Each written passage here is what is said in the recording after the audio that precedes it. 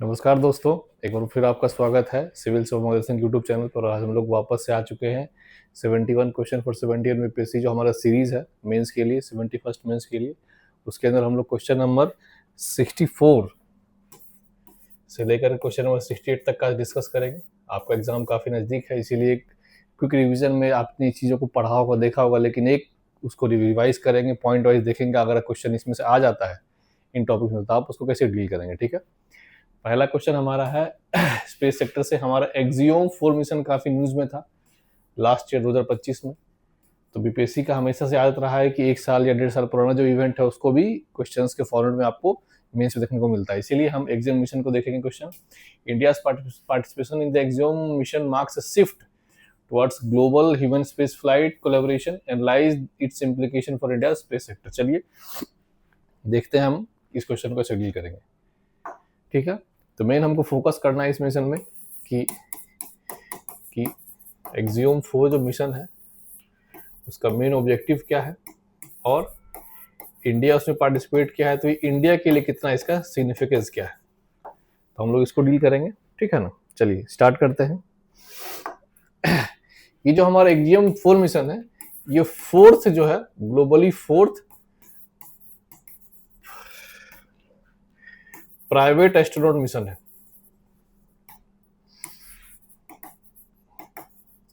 इसके through India के जो कैप्टन शुभांशु शुक्ला है,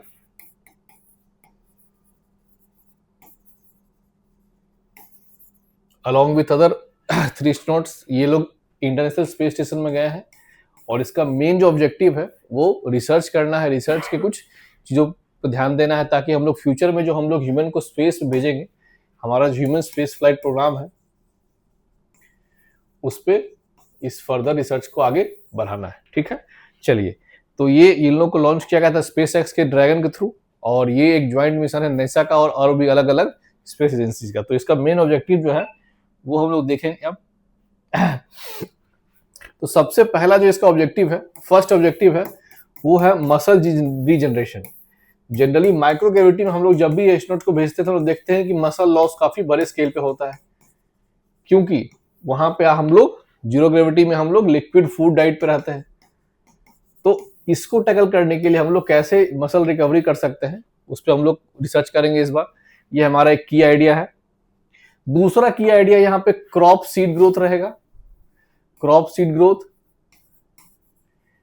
क्योंकि हमारे पास एक आइडिया है कि हम लोग मून पे या मार्स पे एक कॉलोनी बसा सकते हैं नियर फ्यूचर में, तो वहां पे हम लोग किस तरह से फार्मिंग कर सकते हैं। जैसे एक हमारा मूवी दिखाया था इंटरस्टेलर मूवी, एक मूवी था मार्सियन।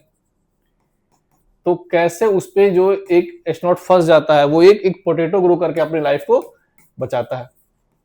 तो ये हमारे लिए रिसर्च हो सकता है कि हम लोग कैसे फर्दर क्रॉप ग्रो कर सकते हैं हम लोग स्पेस सेक्टर में। तीसरा, माइक्रोबायोलॉजी स्टडी, और खास करके इसमें जो साइनोबैक्टीरिया है जिनका पॉसिबिलिटी है कि वो स्पेस में भी ग्रो कर सकते हैं, उनकी ग्रोथ के बारे में हम लोग इस पर रिसर्च कर सकते हैं, जिससे कि फ्यूचर में हम लोग लाइफ इन स्पेस कैसे हम लोग पॉसिबल करेंगे उस पर हमारा एक ओवरऑल फोकस रह सकता है। ठीक है, तो ये हमारा इसका ऑब्जेक्टिव रहा। अब इंडिया का जो पार्टिसिपेशन रहा है, वो काफी सिग्निफिकेंट रहा है। क्यों? क्योंकि India among one of the leaders है स्पेस टेक्नोलॉजी में, और इंडिया खुद का भी भारतीय अंतरिक्ष जो स्टेशन है वो 2035 तक उसको प्लेस करने के उसका ऑब्जेक्टिव है। इंडियन जो हमारी स्पेस एजेंसी इसरो है, तो उस केस में कैसे हमारा जो ह्यूमन स्पेस फ्लाइट है वो कैसे काम करेगा, वहां जो एस्ट्रोनॉट जाएंगे, वहां पर जो रहेंगे स्पेस स्टेशन में, तो उस पूरे के पूरे एक स्कीम के लिए हमारे पास एक हमारे लिए ट्रायल ग्राउंड की तरह काम करा एक्सियोम 4 मिशन। ठीक है, तो काफी सिग्निफिकेंट रहा हमारे लिए मिशन, और ये जो इससे स्टडी बाहर आएगा वो हमें हेल्प करेगा हमारे फर्दर मिशन में। फॉर एग्जांपल हमारा जो भारतीय अंतरिक्ष स्पेस स्टेशन का जो हमारा एम है, इस तरह से अगर क्वेश्चन एक्सियोम 4 मिशन पे आता है उसको डील कर सकते हैं, इसका मेरा ऑब्जेक्टिव क्या है और कैसे इंडिया के लिए काफी इंपॉर्टेंट है। ठीक है, चलिए अब देखते हैं नेक्स्ट क्वेश्चन। नेक्स्ट क्वेश्चन हमारा है पर्सनालिटीज पे। कई बार बीपीएससी आपको पर्सनालिटीज पे शॉर्ट आंसर क्वेश्चन जो है वो पूछ देती है। तो हम लोग उसको डिस्कस करते हैं। तो पहला पर्सनालिटी हमारे हैं जयप्रकाश नारायण। इनको he was known as Loknayak, popularly रिवर्डली he was known as Loknayak. तो इनका कंट्रीब्यूशन क्या था वो देखते हैं। तो हम लोग इनकी कंट्रीब्यूशन को दो तरह से देखते हैं, एक इंडिपेंडेंस के पहले और एक इंडिपेंडेंस के बाद। तो दो तरीके से देखेंगे, एक प्री इंडिपेंडेंस और दूसरा पोस्ट इंडिपेंडेंस। ठीक है, तो प्री इंडिपेंडेंस अगर हम लोग बात करें, तो चूंकि ये सोशलिस्ट इनका पॉइंट ऑफ व्यू था, तो उसके कंट्रीब्यूशन में काफी इनका इंपॉर्टेंट योगदान था। कांग्रेस सोशलिस्ट पार्टी के फॉर्मेशन में काफी योगदान था। कांग्रेस के विदिन भी एक जो डिमांड होता है इंडस्ट्रियल वर्कर का, पीजेंट का, तो इन लोग का डिमांड को भी कांग्रेस के मेन स्ट्रीम में लाना इनका एक बहुत बड़ा उसमें योगदान था। ठीक है, उसके बाद तीसरा, क्विट इंडिया मूवमेंट के समय जब की लीडर्स जो हैं गांधी जी, नेहरू, मौलाना आजाद, इन लोग को अरेस्ट कर लिया गया था स्टार्ट होते ही मूवमेंट को। तो उसके बाद जो सेकेंड जो फेज ऑफ लीडर्स थे, जैसे कि जेपी, लोहिया, इन लोगों ने काफी एक इंपॉर्टेंट रोल प्ले किया। कैसे? Through underground activity. जैसे हमारे पास बिहार के पास उन्होंने आजाद अस्ता बनाया था, बिहार नेपाल बॉर्डर पे। कोसी नदी का एक वो फ्लड प्लेन था, उसमें एक छोटा सा आइलैंड था, वहां से ये लोग आजाद अस्ता ऑपरेट करते थे, जो कि एक गुरिल्ला वारफेयर का स्ट्रेटजी था। उसमें इनका एक पूरा का पूरा ग्रुप था। ठीक है, उससे पहले भी जब ये स्टूडेंट थे तब भी इन्होंने पार्टिसिपेट किया था अलग अलग मूवमेंट्स में। और जस्ट पटना नेशनल कॉलेज में पढ़ते थे और एग्जाम 20 दिन पहले ये एग्जाम से 20 दिन पहले कॉलेज छोड़ दिए थे। क्यों? क्योंकि वहां पे इंग्लिश में पढ़ाई होती थी और ये इनको था कि हम स्वदेशी की भावना थी और हम हिंदी में पढ़ाई करेंगे। तो इसीलिए फिर ये इस कॉलेज को छोड़ करके वो जो बिहार विद्यापीठ जो नेशनल कॉलेज खुला था, जिसके हेडमास्टर कौन थे, डॉक्टर राजेंद्र प्रसाद, उसको ज्वाइन किया था। तो स्टार्टिंग से ये इनके अंदर देश प्रेम और राष्ट्रवाद की भावना थी। अब बात करते हैं पोस्ट इंडिपेंडेंस। तो पोस्ट इंडिपेंडेंस भी इनका कंट्रीब्यूशन काफी ज्यादा महत्वपूर्ण था। कैसे? वो देखते हैं। अब देखिए 1970s का दौर है और उस समय जब इलाहाबाद हाई कोर्ट ने ये रूल किया कि इंदिरा गांधी का जो इलेक्टोरल प्रैक्टिस था उसको उन्होंने कहा कि ये फ्रॉड तरीके से आप जीत के आए हैं। उस समय इनके पास एक बहुत अच्छा अपॉर्चुनिटी था, क्योंकि सब तरफ करप्शन फैला हुआ था। और तब इन्होंने एक मूवमेंट स्टार्ट किया, इसको हम लोग पढ़ते हैं संपूर्ण क्रांति, टोटल रेवोल्यूशन। और ये कहीं ना कहीं एक बहुत बड़ा इवेंट था जिसने उस गवर्नमेंट को जड़ से हिला दिया और अंत में फिर सरकार गिरती है और फिर जनता पार्टी की सरकार आती है। तो बहुत इनका वाइड कंट्रीब्यूशन रहा स्टार्टिंग से। गांधीयन फिलॉसफी से काफी ये प्रभावित थे और लास्ट तक ये उस चीज को प्रमोट करते रह गए। और लास्ट में चाहते तो ये सत्ता हासिल कर सकते, लेकिन उन्होंने सत्ता से दूरी बना के रखी। क्यों? क्योंकि इनका फिलॉसफी स्टार्टिंग से था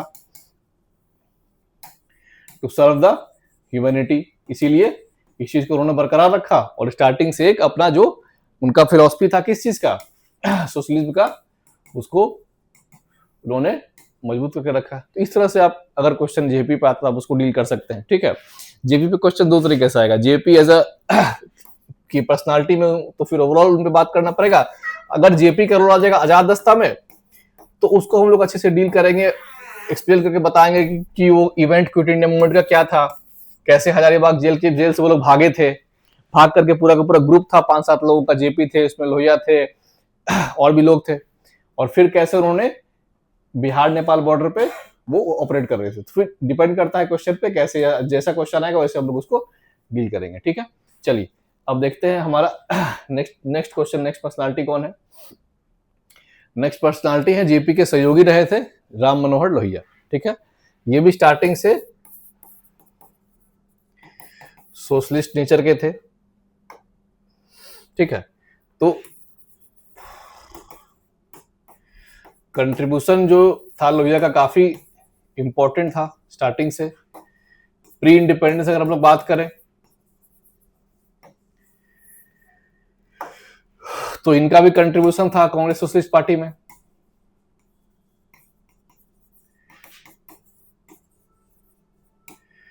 उसके बाद अलग अलग इंडस्ट्रियल यूनियन के ये हिस्सा थे, जितने भी ट्रेड वर्कर्स थे उनके राइट्स के बारे में ये बात करते थे। क्विट इंडिया मूवमेंट में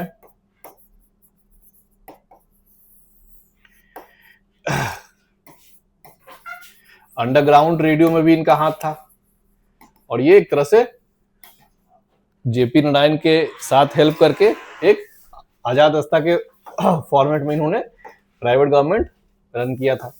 ठीक है, और राम मनोहर लोहिया का रोल इसमें खास करके कम्युनिकेशन डिपार्टमेंट को लीड करना था आजाद रास्ता में, इसको हम लोग ध्यान रखेंगे। इसके अलावे जो सबसे इंपॉर्टेंट फिलॉसफी इनका है राम मनोहर लोहिया का, वो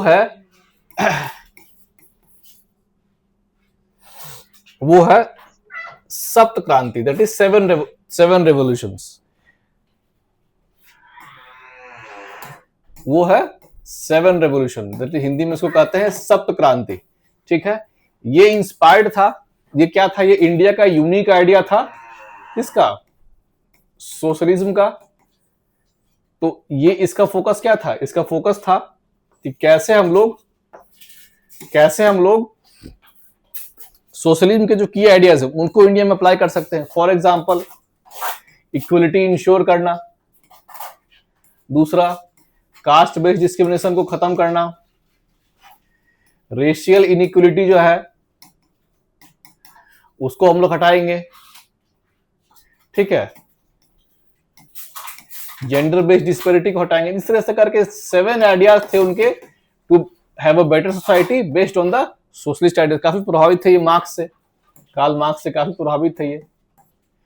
तो काफी इनका मल्टी डायमेंशनल कंट्रीब्यूशन रहा है। तो जब भी इनको हम लोग डील करेंगे तो डील करेंगे as a multi dimensional personality,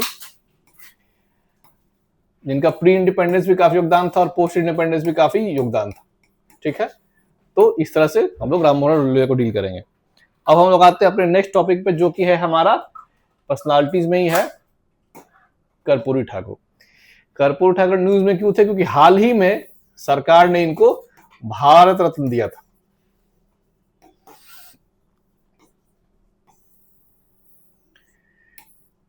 ठीक है, और ये बिहार के मुख्यमंत्री रहे थे, इसीलिए इनके बारे में हम लोग देखते हैं। तो सबसे पहला जो इनका एक अचीवमेंट था वो था कि इन्होंने जो मुंगेरी लाल कमीशन का रिपोर्ट था, ये एक कमीशन बना था बिहार में। इसका काम था बैकवर्ड क्लासेस को प्रमोट करने के लिए रिकमेंड करना।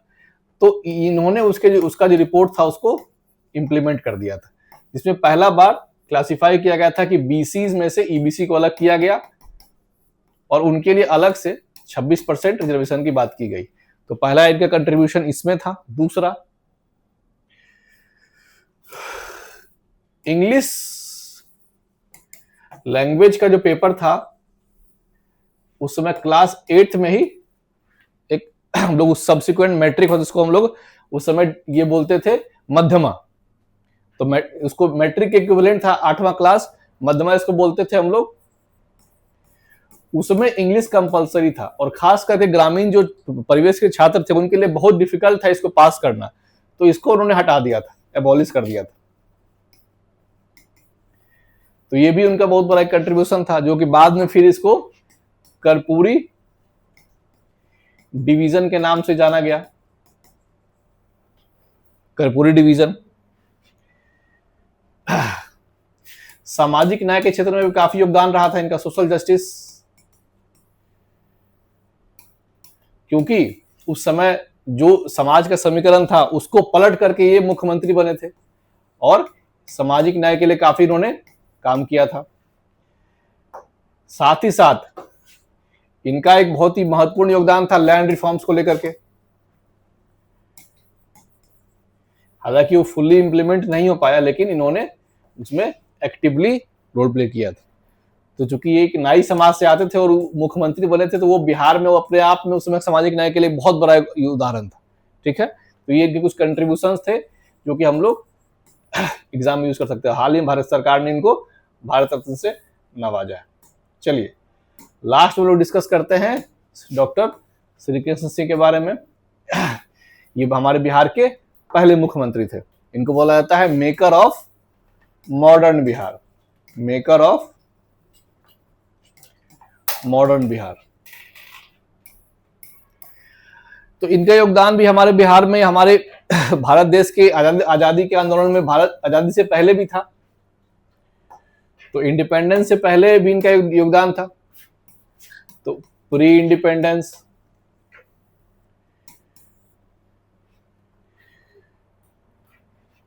तो 1937 में पहली बार इनके नेतृत्व में कांग्रेस की सरकार बनी थी बिहार में। ठीक है, और दूसरा इनका योगदान था कि जब इन्होंने सरकार में आए तो हमेशा इनका सरकार, चूंकि गवर्नर जनरल से इनका 2 बार ये रिजाइन किए थे। ही रिजाइंड 2 टाइम्स। और उसमें से एक मुख्य मुद्दा क्या था? सेकेंड वर्ल्ड वॉर के समय बिना भारत से सलाह लिए हुए भारत को उसमें शामिल कर दिया गया था। उसके बाद आजादी के बाद जब ये पहला बार बिहार के मुख्यमंत्री बने, तो पोस्ट इंडिपेंडेंस भी काफी कंट्रीब्यूशन था इनका।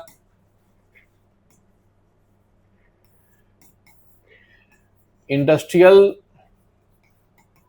डेवलपमेंट, हम लोग बिहार में देखते हैं बरौनी बेगूसराय जिले के अंदर आता है। तो बरौनी में थर्मल पावर प्लांट की स्थापना हुई, फर्टिलाइजर की स्थापना हुई, फर्टिलाइजर प्लांट की स्थापना हुई, और एक पूरा का पूरा इंडस्ट्रियल कैपिटल बनाया गया बरौनी को बिहार में। उसी समय बिहार में गंगा रिवर पे नए नए ब्रिजेस बने with the help of foreign countries. उस समय एस्ट वाइल झारखंड भी बिहार का हिस्सा था। तो बोकारो स्टील प्लांट, ये सब का डेवलपमेंट इन्हीं के कार्यकाल में हुआ। इसीलिए इनको बताया था मेकर ऑफ मॉडर्न बिहार। तो ये इकोनॉमिक सेक्टर में इनका काफी बड़ा योगदान था। अब आते हैं सामाजिक क्षेत्र में। तो इनका कंट्रीब्यूशन सोशल जस्टिस में भी काफी था। ठीक है, अब देखिए पहला बार देवघर टेम्पल एंट्री मूवमेंट में काफी इनका योगदान था। पहला बार चूंकि बिहार के मुख्यमंत्री होने के बावजूद ये दलितों को लेकर के देवघर के मंदिर में प्रवेश किए थे। तो ये अपने आप में उस समय के लिए बिहार में सामाजिक न्याय के लिए बहुत बड़ा एक योगदान था इनका। इसके अलावे ये खुद भी एक लीगल और कॉन्स्टिट्यूशनल स्कॉलर थे। इनके बारे में कहा जाता है कि संविधान और उस समय जो आईपीसी और सीआरपीसी की जो धाराएं थी, इनको क्लॉज बाय क्लॉज इनको याद था। तो ये एक बहुत अच्छे स्कॉलर भी थे। तो इस तरह से इनका योगदान बिहार में काफी महत्वपूर्ण था। इस तरह से टॉपिक्स आपको एग्जाम में दिख सकते हैं शॉर्ट नोट्स के लिए, या उनका कंट्रीब्यूशन क्या था, आप इस तरह से उनको डील कर सकते हैं। ठीक है, अब हमारा 64 से 68 क्वेश्चन जो है लगभग हो गया है। 2-3 क्वेश्चन जो कुछ बचे हुए हैं उसके साथ आपसे जल्द मिलते हैं, और अच्छे से आप प्रिपेयर कीजिए, अपने मेंस के लिए रिवाइज कीजिए। धन्यवाद।